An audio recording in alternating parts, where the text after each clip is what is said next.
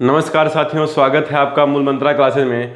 हम लोग क्योंकि अभी एसएससी सीएचएसएल का एग्जाम आने वाला है, तो उसके लिए मैथमेटिक्स का प्रीवियस ईयर का एक प्रैक्टिस सेट मैं आपके लिए लेकर आया हूं। तो इसको जरूर देखिएगा, पूरा एक क्वेश्चन से लेकर 25 क्वेश्चन तक। ये प्रीवियस ईयर जितने भी क्वेश्चन हैं, एक सेट का पूरा प्रीवियस ईयर मैंने उठाया है। तो जिनका भी सीएचएसएल का एग्जाम है उसको ये जरूर देखिएगा और अपने दोस्तों को भी शेयर करिएगा जिनका सीएचएसएल का एग्जाम होगा, सीजीएल का होगा, एमटीएस का होगा, कोई भी एग्जाम होगा, वो आपके लिए प्रैक्टिस के लिए से काम करेगा। ठीक है दोस्तों, चलिए हम लोग शुरू करते हैं और आते हैं अपने पहले क्वेश्चन पर। क्वेश्चन है कि एक बैग में काले टैबलेट कवर और सफेद टैबलेट कवर 5:9 के अनुपात में हैं। 5:9 के अनुपात में हैं। यदि उनमें 540 सफेद टैबलेट यदि उसमें 540 सफेद टैबलेट कवर हैं, तो बैग के काले टैबलेट कवर्स की संख्या कितनी होगी? चलिए लिखते हैं, देखते हैं।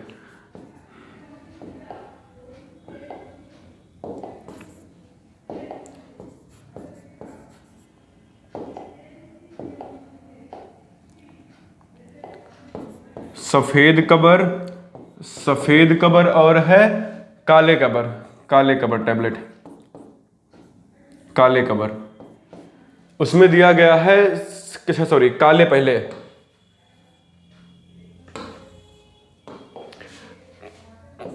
काले टैबलेट और सफेद, इनका अनुपात दिया गया है 5:9। 5:9 यदि उसमें 450 सफेद है, देखिएगा यहाँ सफेद 9 यूनिट है और क्वेश्चन में दे रखा है 450। 9 बराबर 450, इसका मतलब 50 से गुणा हुआ है, 9 पचे 45। मुझे सफेद का चाहिए तो उसमें 50 से गुणा करेंगे, 55 25 250। ये एग्जाम में अप्रोच होनी चाहिए, एक आपका तुरंत आंसर आ जाएगा 250।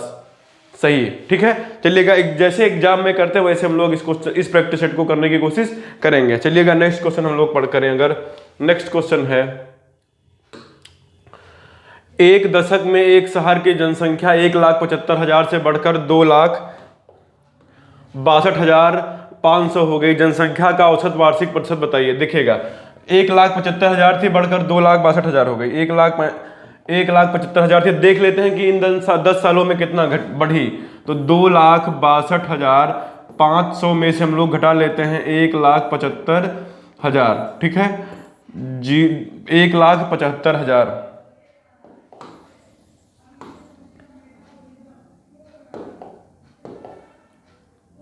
2,62,500 में से 1,75,000 अगर हम लोग घटा लें, 0 0 5 12 में से 5 गया 7, ये हुआ 15 15 में से 7 गया 8, 87,500 बढ़ी 10 सालों में। देखिएगा 87,500 बढ़ी है किस पर? 1,75,000 पर।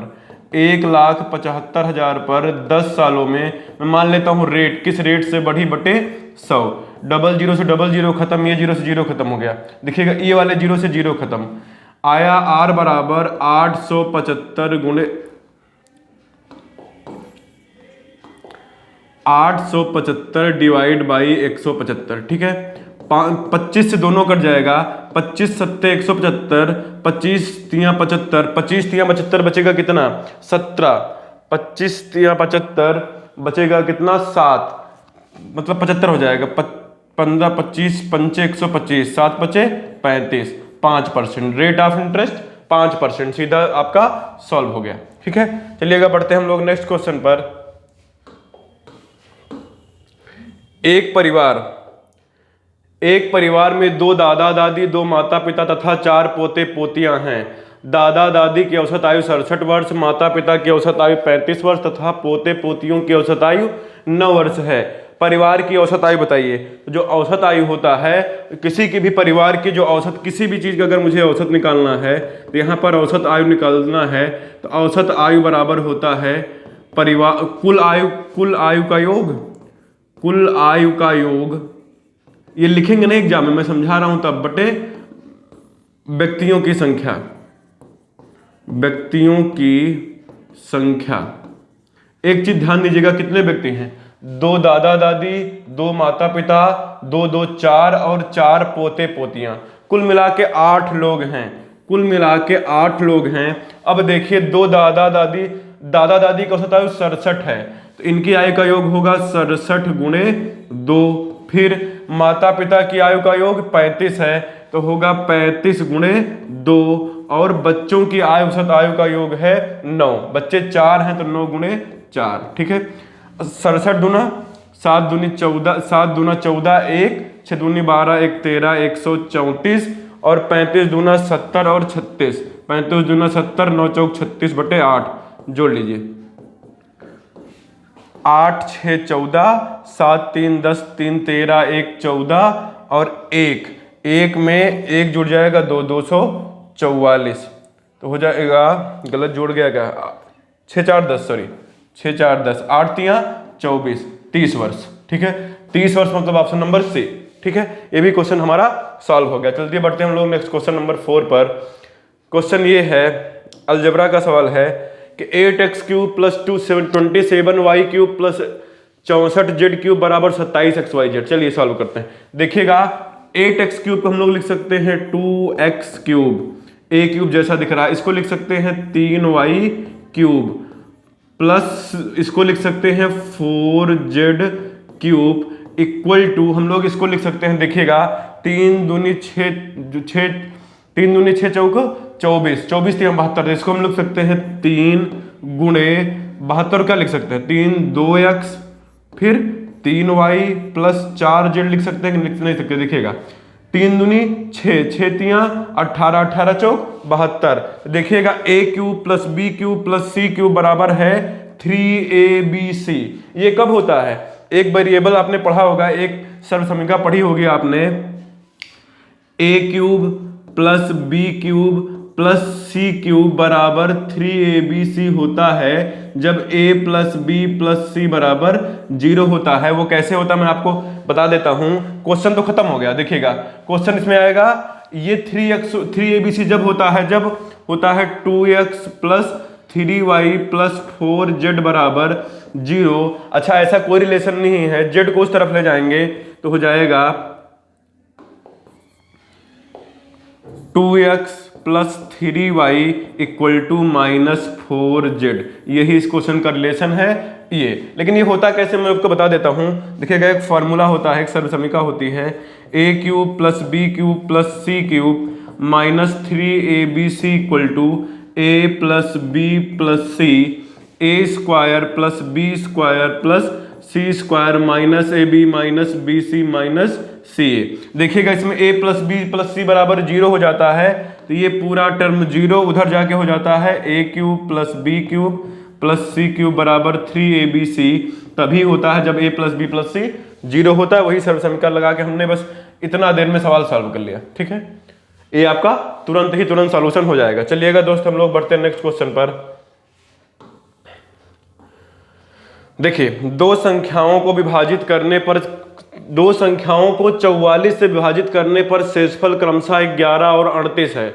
यदि उन संख्याओं के योग को 44 से विभाजित किया जाए तो शेषफल क्या होगा। तो चलिएगा, इसमें मुझे नहीं पता है कि संख्याएं क्या हैं, लेकिन मैं ये कह सकता हूं कि संख्याएं मैं ऐसी ले लूं कि एक को 44 से भाग करने पर 11 शेषफल बचे, दूसरी को भाग करने पर 38 शेषफल बचे। तो सबसे आसान तरीका होगा कि मैं संख्याएं क्या ले लूं, एक ले लूं 44 प्लस 11 जो कि हो जाएगी 55। देखिएगा कि इसको अगर 55 को 44 से भाग करेंगे तो कितना बच जाएगा 11। ऐसे दूसरी क्या ले लूं 44 से 38 ज्यादा, जैसे 44 को भाग करें तो 38 बच जाए शेषफल। 8 6 14, 8 4 12, 8 4 12, 1 4 3 7 1 8, 82। अब कह रहा इन संख्याओं के योग को 44 से भाग किया जाए, जोड़िए, ये हो जाएगा 5 2 7, 8 5 13। अगर 137 को 44 से भाग करेंगे तो 44 दूना 88, 44 3 4 3 12, 4 3 12, 132। देखिएगा 44 का 3 बार जाएगा, आ जाएगा 132 और शेषफल कितना बच जाएगा 5, आंसर, ठीक है। एग्जाम में आपको ऐसे जल्दी खत्म करने पड़ता है, ठीक है। चलिएगा, ये तो मजेदार सवाल है जब उसका ट्रिग्नोमेट्री का। देखिए tan theta plus cot theta, एक चीज बताओ, tan theta plus cot theta को 1/tan थीटा नहीं लिख सकते, इक्वल टू दिया गया है 4। एक आपने तरीका पढ़ा होगा अलजेब्रा में, x प्लस 1/x बराबर अगर a होता है तो x square plus 1/x square is equal to होता है a स्क्वायर माइनस 2। देखिए x प्लस 1/x जैसा ही तो है, तो हमसे पूछा है tan square theta, cot theta को क्या लिख सकते हैं 1/tan स्क्वायर थीटा, ये हो जाएगा 4 लिखा है तो 4 का स्क्वायर माइनस 2, 4 का स्क्वायर 16 माइनस 2 14, आंसर हो जाएगा तुरंत आपका टिक। ठीक है, थैंक यू, आगे बढ़ते हैं। चलिए, एक मशीन का प्रतिवर्ष मूल 10% का मूल ह्रास होता है। यदि इसका वर्तमान मूल्य 35,000 है तो 2 वर्ष बाद मूल ह्रास होता है कि कितना, ये जो मूल ह्रास मतलब कमी होती है, 10% की कमी होती है। वर्तमान मूल्य था 35,000, वर्तमान मूल्य था 35,000, 10% की कमी हुई, 10% होता है 1/10, 10 पर 1 कमी हो जाएगी, मूल्य हो जाएगा 9/10। ये पहले साल, ये अगले साल 9/10। देखिएगा 00 से 00 खत्म, हमको 350 में 9 और 9 से गुणा करना है, गुणा करिए।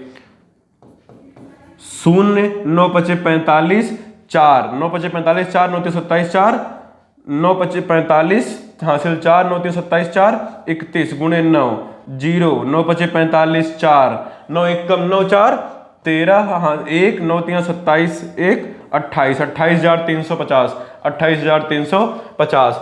एक और तरीका कर सकते थे कि इसमें 9 आ रहा है तो आंसर हमारा वही होगा जो 9 से गुणा हो रहा होगा, देखिएगा।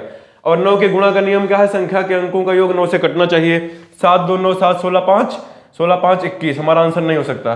7 2 9, 9 2 11, 11 2 13 5 18, अच्छा ये हो सकता है। इसमें ऑप्शन में हम लोग फंस जाएंगे, लेकिन एक चीज इसमें 0 भी बचना चाहिए एक कम से कम, क्योंकि यही हो सकता है, बाकी ये तो नहीं हो सकता। 8 2 10, ऐसे हम लोग कर सकते हैं बिना सॉल्व किए कि हमारा जो यहाँ बट 2 बार 10 है तो 2 0 जाएगा आंसर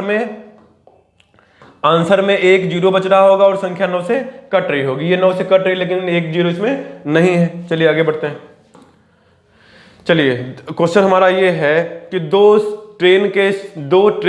स्टेशनों x और y के बीच की दूरी 6 घंटे में तय कर लेती है। यदि ट्रेन की चाल 13 किलोमीटर प्रति घंटा कम कर दी जाए तो वह दूरी 9 घंटे में तय करती है। दोनों स्टेशनों के बीच की दूरी मतलब d बताना है। चलिए, एक चीज हम जानते हैं, speed is equal to distance upon time. मैं मान लेता हूँ स्पीड यस थी, डिस्टेंस डी थी और 6 घंटे में वो तय कर ले रहा था। अब कह रहा है ट्रेन की चाल में 13 किलोमीटर प्रति घंटा की कमी कर ली जाए। स्पीड दी गई है यस में से अगर 13 कम कर लेता है तो उसको दूरी तय करने में कितना लगता है, d/9। ठीक है, अब हमको डिस्टेंस बनाना है तो हमको स्पीड गायब करना है। देखिएगा यहाँ यस बराबर क्या है, d/6, तो यहाँ पर रख सकते हैं d/6 minus 13 is equal to d/9। अगर हम उस तरफ ले जाएंगे तो minus 13 is equal to d/9 minus d/6। 6 और 9 का देखिएगा सीधा कर सकते हैं, माइनस 13, 6 और 9 का एलसीएम 18, 6 और 9 का एलसीएम 18, ये जाएगा 9 दूनी 18, 2d माइनस 6 3 18, 3d, 2d में से 3d जाएगा, बचेगा माइनस d से माइनस खत्म हो जाएगा, d बराबर 13 गुणे 18, 18 3 54, 5, 18 कम 18 5, 8 5 13, 23, 234 किलोमीटर वह दूरी होगी, 234 किलोमीटर, ऑप्शन नंबर सी। ठीक है, चलिएगा दोस्तों बढ़ते हैं नेक्स्ट क्वेश्चन पर। क्वेश्चन नंबर हमारा नेक्स्ट है, दो संख्याओं का योग 17 और उनका गुणनफल 34 है। दो संख्याओं का योग, इसमें मैं हम लोग कोई वैल्यू वेरिएबल लेके भी कर सकते हैं। दो संख्याओं का योगफल 17, अच्छा ऐसी कोई संख्याएं नहीं है सीधी साधी कि जिसका योग 17 और गुणनफल 34 हो, तो मैं ले सकता हूं ऐसे कि a प्लस बी बराबर दे रखा है उसने 17, गुणनफल a b दे रखा है 34, वर्गों का योग मतलब a square plus B square पूछ रखा है। सीधा हम लोग एक फार्मूला जानते हैं हम अलजेब्रा का, a प्लस बी का whole square is equal to a square plus B square plus 2ab, a square plus B square plus 2ab। इसकी वैल्यू दे रखी है 17, 17 का स्क्वायर करेंगे तो आ जाएगा 289। a square plus B square की वैल्यू बतानी है 2, ab की वैल्यू दी गई है 34, 34 का 2 कर देंगे गुणा 68, इधर से माइनस करेंगे तो a square plus B square बराबर 289 माइनस 68, 9 में से 8 गया 1, 8 में से 6 गया 2 और 2, 221, option number B, option number B is right. चलिए बढ़ते हैं हम लोग अपने अगले सवाल पर। तेजी से हम लोग करते हैं। हमारा सवाल कह रहा है कि एक कंटेनर सामान्य रूप से 5 घंटे में भर जाता है। एक कंटेनर सामान्य रूप से, मान लेते कंटेनर ए था, उसको दूसरे एक नल से 5 घंटे में भर जाता है। हालांकि तली में रिसाव होने पर इसे 6 घंटे का समय लगता है। जो भरने वाला ए है, मैं मान लेता हूं जो रिसाव हो रहा है उसका जो नाम है उसका बी है, जो रिसाव के सहित भरने पर उसको 6 घंटे का समय लग रहा है। अब मुझे मानना पड़ेगा पूरा कंटेनर की क्षमता कितनी है। तो मान लेते हैं कंटेनर की क्षमता 30 है, इसकी भरने वाली क्या होगी, 5 छंग 30 6 पंचे 30। देखिएगा एक चीज यहां से समझने वाली बात है कि अगर सिर्फ भरने वाला कंटेनर भर रहा था तो 1 घंटे में भर पा रहा था 6, और रिसाव के साथ भर रहा है तो भर पा रहा है 5। ध्यान दीजिएगा, अगर वह कंटेनर अकेले भर रहा है तो 1 घंटे में 6 यूनिट भर रहा है, लेकिन रिसाव के साथ भर रहा है तो 5 ही यूनिट भर पा रहा है। तो देखिएगा इसका मतलब ये है कि भर पा रहा है 6 और रिसाव के साथ भर रहा है तो भर पा रहा है 30। इसका मतलब है कि जो भरने वाले की क्षमता है, रिसाव वाले की क्षमता 1 है, रिसाव की क्षमता 1 है, क्योंकि वह भरना चाहिए 6, भर पा रहा है 5, रिसाव की क्षमता 1 है।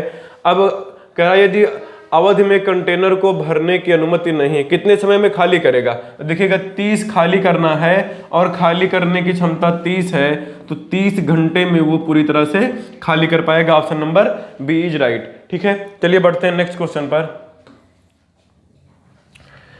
कह रहा है कि एक घनाभ का पृष्ठीय क्षेत्रफल ज्ञात कीजिए जिसकी लंबाई 20 सेंटीमीटर, चौड़ाई 15 सेंटीमीटर और ऊंचाई 8 सेंटीमीटर है। तो आपको पता है कि घनाभ का पृष्ठीय क्षेत्रफल बराबर होता है रूट के अंदर L B plus B H plus H L, मतलब 2 लंबाई गुणे अच्छा पृष्ठीय क्षेत्रफल पूछा है, सॉरी, पृष्ठीय क्षेत्रफल होता है 2 गुणे L B plus B H plus H L, वो तो डायगोनल का नाम होता है। 2 एल बी, देखिए लंबाई 20, चौड़ाई 15, तो 15 दूना 30, 300 डायरेक्ट लिखेंगे, प्लस बी एच 15 ठे 120 प्लस एच एल 8 का 2 से 20 से गुणा करेंगे 160। ठीक है, जोड़कर 2 गुना करना है तो 2 3 1 400, 4 1 500, 580। देखिएगा 3 1 400, 4 1 500 और 60 20 80, 580 का 2 गुना करेंगे तो 0 8 दूनी 16, 5 दूनी 10 1 11, 1160। 1160 ऑप्शन नंबर सी होगा, जो वो उसका पृष्ठीय क्षेत्रफल होगा। ठीक है, चलिए बढ़ते हैं हम लोग अगले सवाल पर। सवाल डेटाबेस है ये कि दी गई तालिका का अध्ययन करके नीचे दिए गए प्रश्न का उत्तर दें। वस्तुएं दी गई हैं, चलिए अलग अलग पर व्यय दिया गया है। भोजन और श्रम पर संयुक्त व्यय, भोजन और श्रम पर जो संयुक्त व्यय है वो है 10 और 15। भोजन और श्रम पर कुल व्यय है 25। सभी 4 वस्तुओं के व्यय का कुल कितना परसेंट है, सभी 4 वस्तुएं जोड़िएगा, 10 15 25 और 16 9 25। देखिए 25 से कुल कितना है 50। देखिए 15 10 25, 25 16 9 25, 25 से कुल व्यय 50। 50 का 25 कितना परसेंट होगा, गुणे 100, 50 एकम 25 एकम 25, 25 दूना 50 आ जाएगा 50%। वैसे भी आप डायरेक्ट कर सकते थे कि 50 का आधा है 25 तो 50% होगा, बस सीधा आंसर 50%, ऑप्शन नंबर ए। चलिएगा बढ़ते हम लोग नेक्स्ट क्वेश्चन पर। हमारा क्वेश्चन है ज्योमेट्री का कि त्रिभुज यदि ए बी बराबर क्यू आर, चलिए 2 त्रिभुज बना लेते हैं, ए बी बराबर क्यू आर, ए बी बराबर क्यू आर, ठीक है। देन बी सी बराबर पी आर, मतलब बी सी बराबर पी आर, दोनों बराबर हैं। सी ए बराबर पी क्यू, सी ए बराबर पी क्यू, ये इसके बराबर है, ये इसके बराबर है और ये इसके बराबर, ठीक है, नहीं सॉरी, ये इसके बराबर है और ये इसके बराबर है। हमसे पूछा कौन सा त्रिभुज क्या होगा, ए बी सी समरूप होगा पी क्यू आर के, नहीं होगा, क्योंकि अगर भुजाएं बराबर हैं तो संगत त्रिभुज समरूप होना चाहिए, मतलब जो भुजा बराबर होगी उसके सामने की बराबर होनी चाहिए। बी ए सी गलत है, आर पी क्यू ये भी नहीं होगा, आर क्यू पी मिल रहा है यहाँ पर, पी क्यू आर बराबर होगा BCA के, बिल्कुल ये भी नहीं होगा, अगला है CBA बराबर PRQ, एकदम ठीक है। देखिएगा CBA PRQ यही सर्वांग सम होंगे, ठीक है। चलिएगा बढ़ते हैं हम लोग अगले सवाल पर। चलिए सवाल ये कह रहा है कि एक जूता निर्माण कंपनी बिक्री के लिए विभिन्न चरणों पर अपने ग्राहकों को 3 प्रकार की छूट योजनाएं प्रदान करती हैं। पहली है 20%, 12%, दूसरी है 25%, 5%, और अगली है 30% और 31%। ग्राहक के लिए सबसे अच्छी योजना बताइए। ग्राहक के लिए सबसे अच्छी योजना वो होगी जिसमें सबसे ज़्यादा छूट मिलेगी। तो आपको पता है डिस्काउंट निकालने का एक तरीका है x + y - xy बटे 100। इसको तो देखिएगा ओरली भी कर सकते हैं। देखिए ये आएगा, इसमें से x और y जोड़कर घटाना है। 10 12 32, 20 12 32, 32 में से जाएगा कुछ, ये इन दोनों का गुणा घटेगा तो 32 से काफी कम आएगा। 25 15 30, ये तो उससे भी कम आएगा। और इधर जोड़ जोड़िएगा 30 13 30 3 33। सबसे अच्छी योजना 33 यही है, बिना सॉल्व किए कर सकते हैं। देखिए यही फार्मूला लगना है, x + y - xy अपान 100 जोड़िए। 20 12 32, 32 में से इन दोनों का गुणा घटेगा तो जो आएगा 32 से कम आएगा। इधर 25 15 30, जो आएगा वो 30 से कम आएगा। इधर देखिए 30 3 33, ये पहली बार में जोड़ने पर ज्यादा आ रहा है, तो ये सबसे बेस्ट योजना ग्राहक के लिए यही है। लेकिन चलिएगा मैं सॉल्व कर लेते हैं, जुड़िएगा। 20 + 12 - 20 गुणे 12 बटे 100। 20 12 32 - 20 पंचे 100। 5 से कट करेंगे, 5 दूनी 10, 5 दूनी 10 बचेगा 2, 5 चौक 20। 32 में से 2.4 जाएगा तो देखिए 2 जाएगा तो बचेगा 30.4 जाएगा तो बच जाएगा 29.4%। इसमें 29.4% का डिस्काउंट मिलेगा। नेक्स्ट में अगर हम आए तो कह रहा है 25 और तो 25 + 5 - 25 गुणे 5 बटे 100। देखिएगा 25 5 30, 25 चौका 100, और अगर भाग करेंगे तो 4 में कितनी बार जाएगा? 5 4 1 कम 4 बचेगा 1, 4 दूनी 8 4 पंचे 20, 1.25। 30 में से 1 जाएगा तो 29, और 0.25 और जाएगा तो बच जाएगा 28.75। ठीक है, एक छोटी आई, उससे तो छोटी ही है, तो ये ग्राहक के लिए अच्छी नहीं होगी। इसको जोड़िए, 30 + 3 - 30 गुणे 3/100। 30 3 33, और इसका हो जाएगा 330 बटे 100। 0 से 0 गया, 0 जाएगा तो जाएगा दशमलव। अब 33 में से 3.3 जाएगा, 3 जाएगा तो बच जाएगा 30, और 0.3 जाएगा तो बन जाएगा 29.7। सबसे बेस्ट योजना ग्राहक के लिए यही है। ठीक है, चलिएगा बढ़ते हैं हम लोग, बिना सॉल्व किए भी हम लोगों ने कर लिया था। चलिएगा बढ़ते हैं नेक्स्ट क्वेश्चन पर। अच्छा, ये है सवाल, ये है कि उपरोक्त तालिका में उपलब्ध आंकड़ों के अनुसार 1990 में जुकाम से प्रभावित 1900, देखिए कोल्ड वाला, कोल्ड मतलब जुकाम वाला है, ये जो हाईलाइटेड नहीं है, 1990 में कोल्ड वाला। ठीक है, और 1990 में कोल्ड से प्रभावित प्रतिशत की तुलना में 2020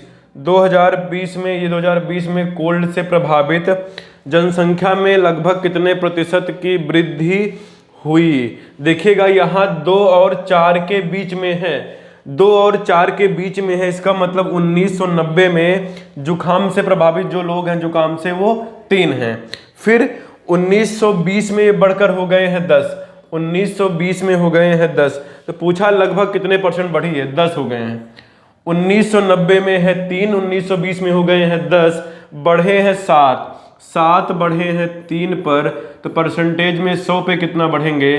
700 बटे 3 जाएगा, 3 दूनी 6, 1 बचेगा, 3 तिया 9, 3 तिया 9, 33.33%, 233.33%। लगभग में पूछा तो 233% हमारा आंसर हो जाएगा। ठीक है, चलिएगा बढ़ते हैं हम लोग नेक्स्ट क्वेश्चन पर।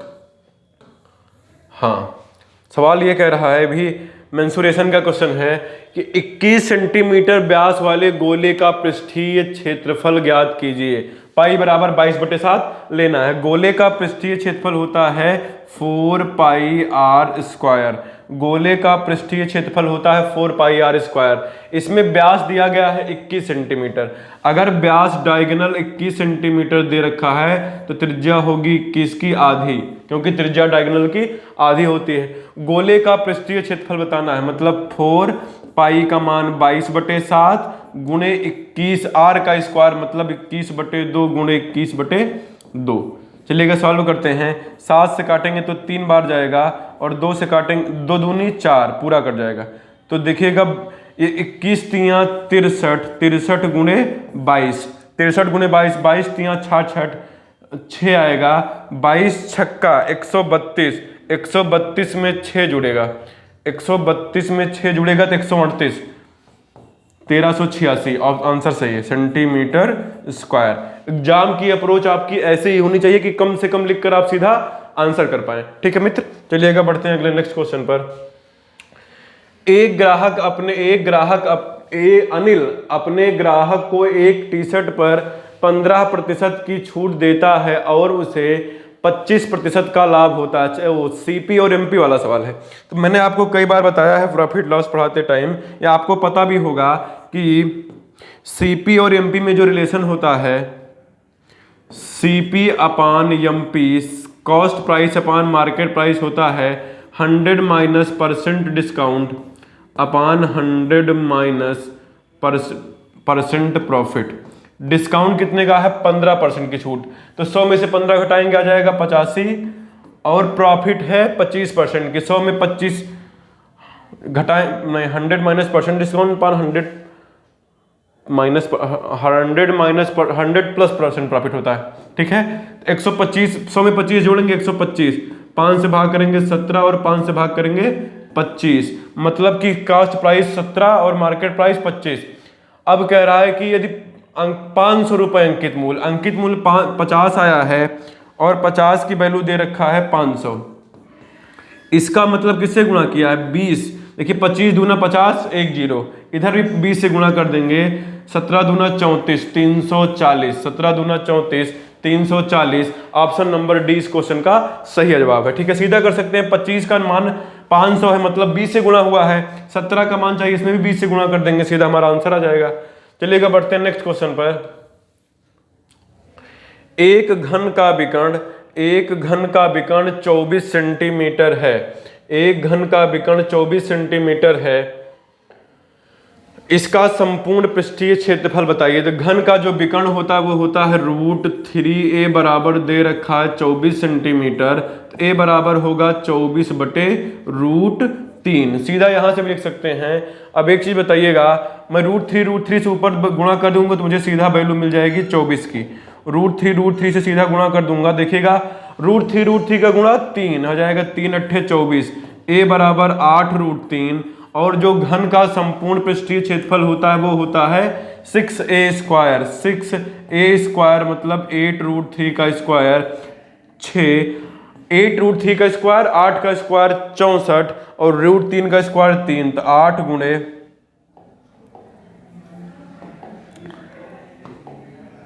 8 का स्क्वायर 64, √3 का स्क्वायर 3, 6 तियाँ 18, 64 गुणे 18, 18 चौक 72 हासिल 7, 18 छक्के 108, 108 में 7 जोड़ देंगे 108 115, 1152 ऑप्शन नंबर सी इस क्वेश्चन का सही आंसर है। ठीक है, चलिएगा बढ़ते हैं नेक्स्ट क्वेश्चन पर।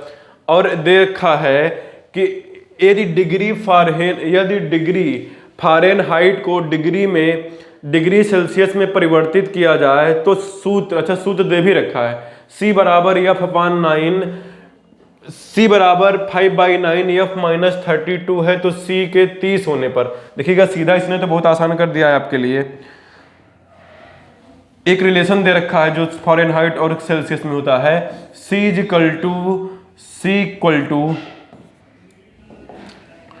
5/9 F-32।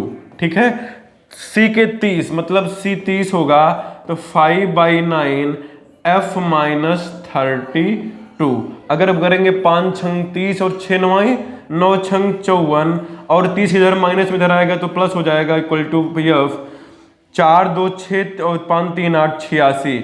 एफ आ जाएगा 86 डिग्री, ऑप्शन नंबर। बढ़ते हैं हम लोग अगले सवाल पर, और हमारा सवाल ये कह रहा है कि राहुल ने 375 प्रति दर्जन की दर से 20 दर्जन खिलौने खरीदे। उसने उसमें से प्रत्येक खिलौने को 33 रुपए में बेचा, तो उसका लाभ प्रतिशत बताइए। देखिएगा, राहुल ने 375 रुपए प्रति दर्जन से 20 दर्जन खिलौने खरीदे। इसमें जब इसने प्रत्येक खिलौना खरीद बेचा है तो हम देख लेते हैं कि प्रत्येक खिलौना उसके लिए पड़ा कितने का, खरीद कितना रहा, इससे मतलब ही नहीं रखते। हमसे कह रहा है कि प्रत्येक खिलौना बेच रहा है 33 रुपए में, तो हम लोग ये पता कर लेते हैं कि प्रत्येक खिलौने का उसकी कॉस्ट प्राइस आई कितनी है।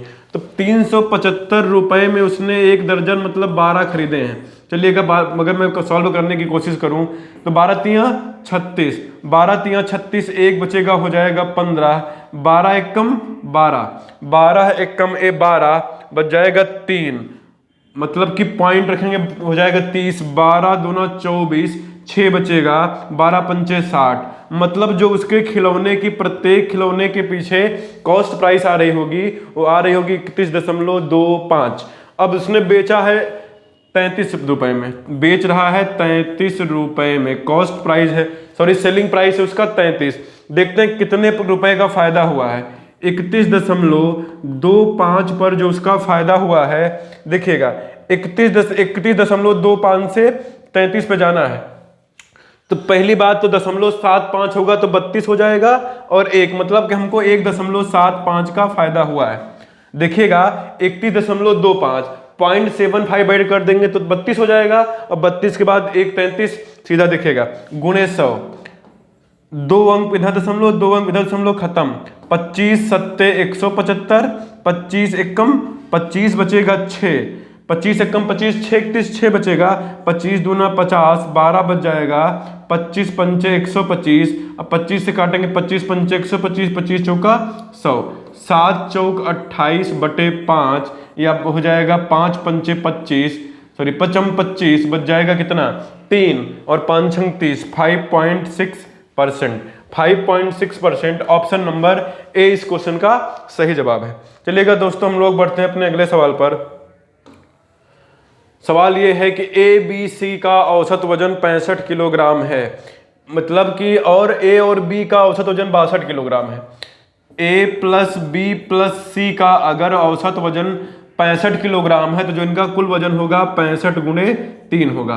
5 तियां 15, 1 छतियां 18, 1 19, 195। 5 तियां 15 हासिल का 1, कैरी आउट 1 और 6 तियां 18, 1 19। ए और बी का औसत वजन 62 किलोग्राम है, मतलब ए और बी का 62 गुणे 2, क्योंकि 2 लोग हैं तो दूना 4 और 2 दूना 4, 6 दूनी 12, 124। देखिएगा ए बी सी का कुल मिलाकर कितना है 195, और ए और बी का है तो मिलाकर ए बी सी का होना चाहिए 124। अगर ए और बी का 124 है तो सी के लिए कितना होगा 195 माइनस 124, यहां से सीधा निकाल सकते हैं। फिर से समझ लीजिए, ए बी सी का मिला के 195 है, ए और बी का 124 है। अगर ए बी सी का 195 है और ए और बी का 124 है तो सी के लिए क्या आएगा 195 में से जितना बचेगा 124 से वही सी का हिस्सा होगा। घटा लीजिए, 5 में से 4 जाएगा तो 1 बचेगा, 9 में से 2 जाएगा तो 7 बचेगा, मतलब सी का हिस्सा आ जाएगा 71। अब आगे कह रहा है बी और सी का, हम सब इसमें बी का सोचा, चलिए बी और सी का पूछा है। सी का चुका है, बी और सी का है 66 इंटू 2, 6 दूनी 12, 6 दूनी 12, 1 13। बी और सी का मिला के 132 आ रहा है, उसमें से सी का है 71, तो बी का हो जाएगा 132 माइनस 71। 12 में से 2 में से 1 गया 1, 13 में से 7 गया 6, 61 option number C is the right answer. चलिएगा हम लोग बढ़ते हैं नेक्स्ट क्वेश्चन पर।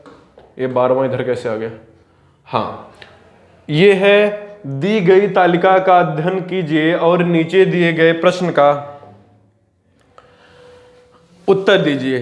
तालिका 3 अलग अलग मौसम में ग्राहकों द्वारा खरीदे गए विभिन्न पेय को दर्शाती है। ठीक है, बोल रहा है कि निम्नलिखित में से कौन सा पेय शरद ऋतु में लोगों द्वारा सबसे अधिक पसंद किया जाता है। पसंद पेय देखिए शरद ऋतु ये है, ए 25 पिया जाता है, बी 32, सी 40 और डी 50 सही आंसर हो गया। बहुत ही बेसिक सा सवाल, एकदम लल्लू सा सवाल CHSL में पूछा गया थे वाला। शरद ऋतु में सबसे ज्यादा देखिएगा ए पिया जा रहा है 25, बी 32, सी 40 और डी 40, सॉरी डी 50, सबसे ज्यादा यही है डी 50। चलिएगा बढ़ते हम लोग अगले सवाल पर। हाँ, सवाल ये है कि एक बीकर में 2 तरल, एक यक्स और वाई का मिश्रण 5:3 के अनुपात में है। लिख लेते हैं, यक्स और वाई है 5:3 के अनुपात में। जब 6 लीटर मिश्रण निकाला जाता है, जब मैं उसमें से मिश्रण ही निकालूंगा तो जो रेशियो होगा वो बदलेगा नहीं। 6 लीटर मिश्रण निकाला गया तो अनुपात 5:3 ही बचेगा।